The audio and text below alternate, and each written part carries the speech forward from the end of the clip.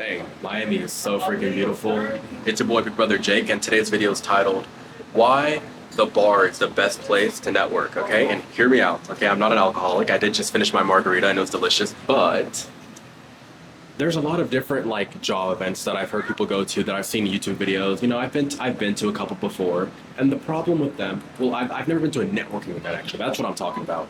I've heard about them, and people usually say, responses, because the whole point is it's transactional. I'm going there because I want to benefit, and you're going there because you want to benefit, and you're competing with a stupid amount of people, and it's really unauthentic. You're not giving the real, if your name's Sarah, you're not giving the real Sarah. You're giving, like the power to Sarah that you want out, and you're there for selfish reasons to benefit yourself. You're not making a true human connection.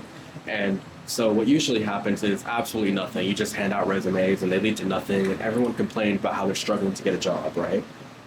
Now, I'll tell you why the bar is the best place to connect, okay? And I got this idea for this video because I was at work and I was talking to this guy. I won't say his name, let's just call him R because that's what his name starts with. He's 72 years old, and he works, my basic job. I'm still in college, so making under $20 an hour. It's like a low-level job, and he was still working it. So I was like, this is really unfortunate. When I'm 72, I want to be retired. I don't want to be like this old, and I've been doing this kind of, it's not backbreaking work, but it's work. Like I get home and I can barely walk. I don't want that, especially at that age, right? Because I'm 21 and I struggle. He's 72, right?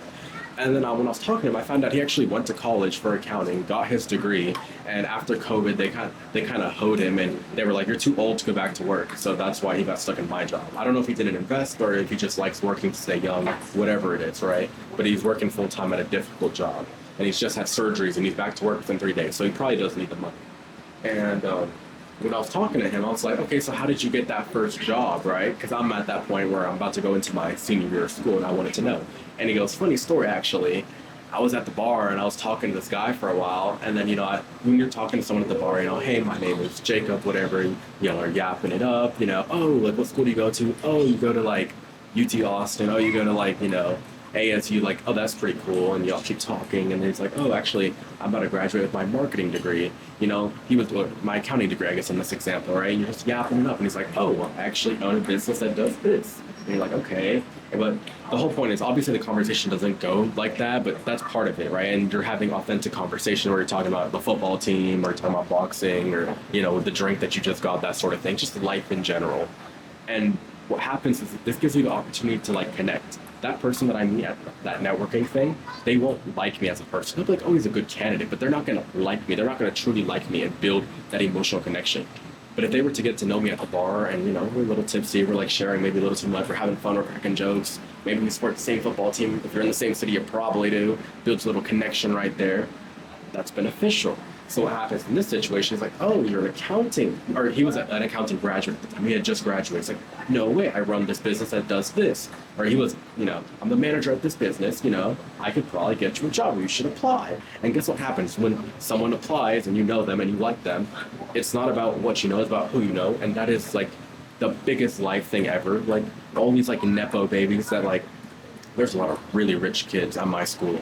And they talk about, they're getting this degree and they just drink all the time. They drink every day and they don't even lock in school, and they're not worried about it because they're like, all I have to do is graduate. And my dad has a buddy who does this and he'll just get me a job. And then they're not going to get some crap job making 50K a year. They get a job making like 80 plus a year. Like they're at an advantage. They don't have to worry about getting a job. They don't have to worry about paying for school. They don't have to worry about this and that. And it's unfair, but blah, blah, blah. It's life. It's not about what you know. It's about who you know.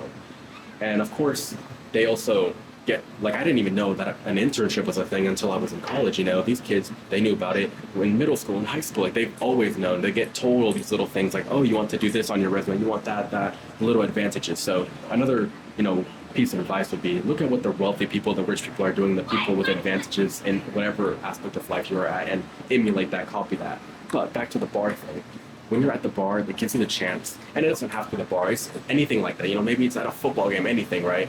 But this is where because some people are just like school smarts only and they just study and do nothing else, and they're missing the whole picture, right? Because something that's super important is building every aspect of your life up, right? Because there's been so many opportunities where like I've been in like interviews, I've been at the workplace, and like guys want to talk about like American football. I know a bit about American football, and I like American football, specifically college football, but it's really surface level.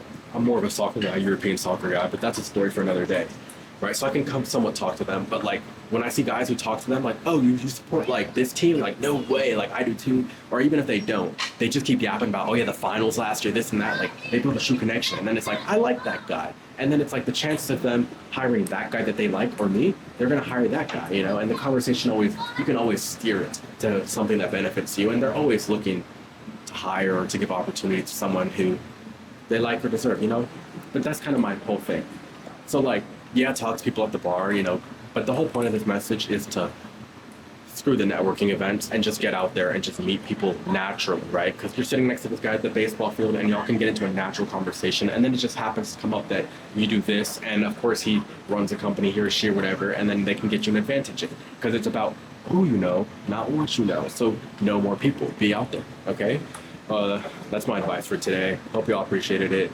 Like, subscribe, you know, show me some love. Bye bye. Big brother Jake out. Peace.